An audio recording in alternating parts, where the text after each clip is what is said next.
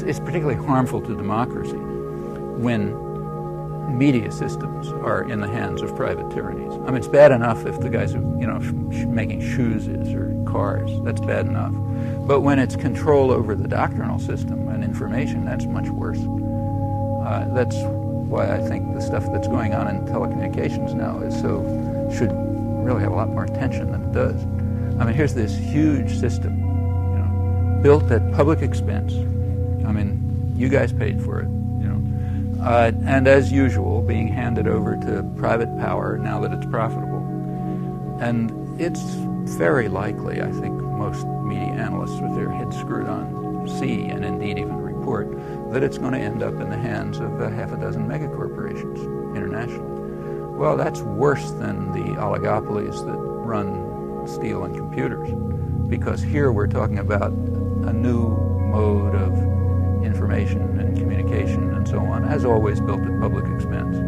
And right now, we're right in the middle of it, being handed over to private power, and certainly not being reported.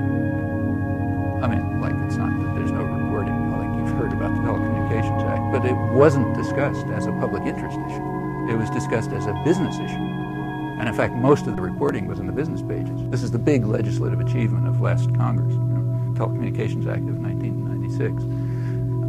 Reported in the business pages, and not as a public interest issue. Like, it's not supposed to be a question of public interest whether major systems of information and interchange are handed over as gifts to Rupert Murdoch. That's not supposed to be an issue of public interest.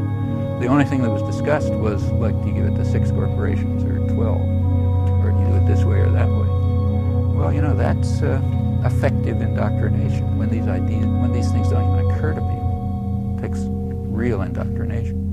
But yeah, I think you're right. This is worse than the handing over of decision-making power to private tyrannies, because in this case it's also handing over, access to the things that they're going to use for control of the public mind. These systems could also be used to liberate people.